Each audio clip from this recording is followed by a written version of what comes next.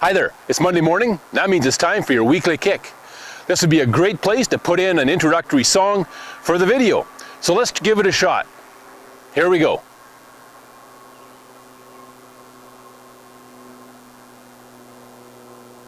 How was that?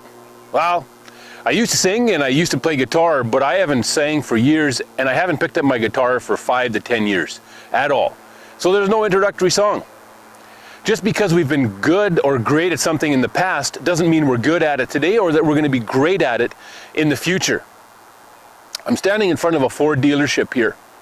And several weeks ago, the Ford CFO made the announcement that Ford is going to cut back and actually stop producing all of its lines of cars except for two, the Mustang and the Focus. What a shocker. Who would have thought Ford would stop producing cars? They're still producing some, but what they're going to focus on are their light-duty trucks, pickups in other words, SUVs, and commercial vehicles, because that's where their profitability lies. Ford is changing. They're seeing the economy has changed, that their consumers have changed, and so they're meeting the demand. Whether this is going to work or not has to be seen yet. We don't know. It's an idea and they're trying it. They're trying to make their company more profitable. Just over 100 years ago in 1908, the first Model T rolled off the Ford assembly line.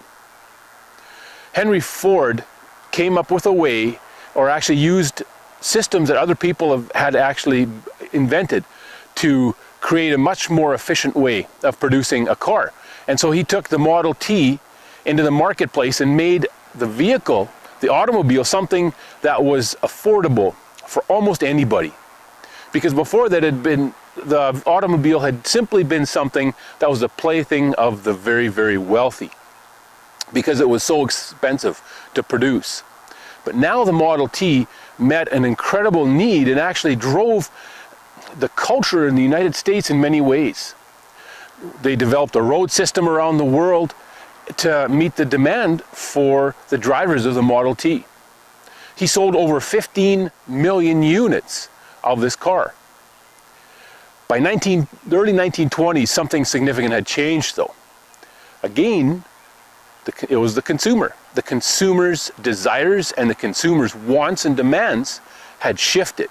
From wanting a cheap, affordable car for everybody, there was more money available, there was credit out there that people were using to purchase automobiles, and they wanted something a little bit more luxurious, something with more power, something with more comfort. And so what happened was Ford lost a significant portion of their market share because Henry Ford at this point refused. He absolutely refused to produce or design any other vehicle other than the Model T. In his mind, it had been so successful, that was the one vehicle that Ford needed to produce and that people needed to buy. Well, it didn't work that way. Before this, Ford had not a monopoly, but a very, very strong presence and a controlling presence in the entire market. After Henry's refusal, and his refusal was so strong that actually some engineers, the story goes that some of the engineers had designed a new car without Henry knowing it and were trying to surprise him with the new concept. And what he did when he saw it is he sent them out and he totally destroyed it, sending the signal, we are not going to change. Well, like I said, before this, they had a very, very significant presence in the market and owned a good portion of the market share. After this, they made an opening that General Motors came right in through, and to this day, General Motors is as big or larger than Ford. Henry didn't change until finally in 1927, 28, the first, I think it was 27, the first Model A rolled off the line.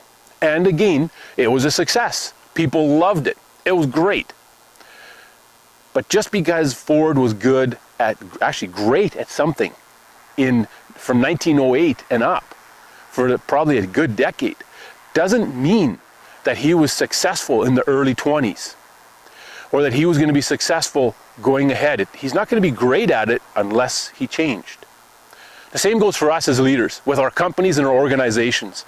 Just because we've been great at something yesterday doesn't mean we're going to be good at it today or great at it tomorrow, unless we change and adapt and grow. What have you done to grow in the last week? What have you done to grow in the last month? Personally and as an organization, how are you changing? How are you adapting? How are you understanding what's changing around you? Our economy changes constantly. You look around, the seasons just finished changing. We're into summer. Probably about a month ago, we just had snow. Now everything's green and the birds are singing and it's pleasant. I'm out here about 5 o'clock on Monday morning and I don't have a jacket on. It's fantastic, but things changed. Are you going to be the Ford of the early 1920s, or are you going to be the Ford of 2018? The company that we see adapting and changing today. We have the choice. As leaders, we can stay where we're at and rest on our laurels of what we've accomplished in the past and how good we used to be. And we all hear stories like that. It's like the high school athlete. I used to be. I remember when. Back in the day. The problem is, we've let that go and we're not as good as we once were. As leaders, as organizations, let's constantly be growing, constantly be adapting, and becoming who and what we need to be for what's happening around us today. So we can be effective and efficient at whatever market we're in, and whatever our organization or company is doing, and whatever the people we're leading need us to be doing and who they need us to be. Have a great week. I'll see you next Monday.